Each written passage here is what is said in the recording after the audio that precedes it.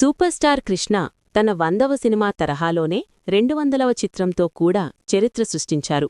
కాని ముందుగా కృష్ణ ఆ సినిమా చేసేందుకు అంగీకరించలేదు. కృష్ణ తన 200వ చిత్రానికి చివరికి ఎలా అంగీకరించారో ఈ కథనంలో తెలుసుకోండి. సూపర్ స్టార్ కృష్ణ కెరియర్ ఎన్నో మైల్ స్టోన్ మూవీస్ ఉన్నాయి. ఎన్టీఆర్, ఏఎన్ఆర్ తర్వాత తెలుగు సినిమాని ఏలిన హీరో కృష్ణ అని చెప్పాలి. తన 100వ చిత్రం అల్లూరి సీతారామరాజుతో బాక్సాఫీస్ దద్దరిల్లే విజయం అందుకని చరిత్ర సృష్టించారు. అదేవిధంగా 200వ చిత్రంతో కృష్ణ సంచలనం సృష్టించారు. కృష్ణ నటించిన 200వ చిత్రం ఈనాడు. ఈ చిత్రానికి పరుచూరి బ్రదర్స్ రచయితలు కాగా వ్యవహరించారు. ఈనాడు సినిమా మలయాళీ చిత్రానికి రీమేక్. మలయాళీ సినిమాని కృష్ణ కూడా చూశారు అని పరుచూరి గోపాలకృష్ణ ఓ ఇంటర్వ్యూలో తెలిపారు. ఈ సినిమా కృష్ణగారే చెయ్యాలి, ఆయనకు బావుంటుంది అనేది మా కోరిక. కృష్ణగారే ఆ సినిమాని చూడమని మాకు చెప్పారు. మూవీ చూసి కృష్ణగారు ఏకలవ్య షూటింగ్లో ఉంటే అక్కడికి వెళ్లాం. సినిమా చూశారా, బావుందా అని అడిగారు.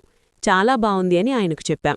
అయితే వెంటనే శ్రీధర్ గారిని హీరోగా పెట్టి సినిమా చేద్దామని కృష్ణగారన్నారు. శ్రీధర్ గారికి ఈ కథ సెట్ కాదు అని చెప్పాం. అయితే మాదాల రంగారావు గారిని అడుగుదామని కృష్ణ అన్నారు. ఆయనతో కూడా వద్దు సార్ అనన్నాం. మరి అయితే ఇంకెవరు చేస్తారు అని అడిగారు. మీరే చెయ్యాలి సార్ అని చెప్పాం. వెంటనే కృష్ణగారు నవ్వేసి, ఈ సినిమాలో హీరోయిన్ ఉండదు, రొమాన్స్ పాటలుండవు, నేను సూపర్ స్టార్ని, ఇవన్నీ లేకుండా ఆడియన్స్ యాక్సెప్ట్ చేస్తారా అని అడిగారు. లేదు సార్, మీరు నటిస్తే ఈ మూవీ చరిత్ర సృష్టించే సినిమా అవుతుంది అని చెప్పాం.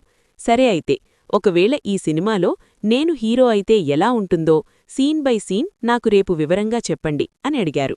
ఆ రోజు రాత్రంతా మేము సినిమాని ప్రతి సీన్ చూస్తూ మార్పులు చేస్తూ స్క్రిప్ట్ రాసుకున్నాం. అలా రాసే క్రమంలో ఉదయం 6 అయిపోయింది టైం. కృష్ణగారి మమ్మల్ని 8 గంటలకు రమ్మన్నారు. మేము 7 గంటలకల్లా రెడీగా ఉన్నాం.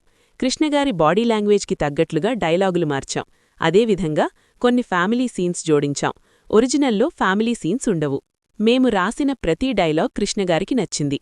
వెంటనే తన తమ్ముడు ఆదిశేషగిరిరావుని పిలిచి, నేనీ సినిమా చేస్తున్నాను, నా 100వ సినిమా అల్లూరి సీతారామరాజు, ఆ మూవీలాగే 200వ సినిమా కూడా చరిత్ర సృష్టించాలి అని అన్నారు.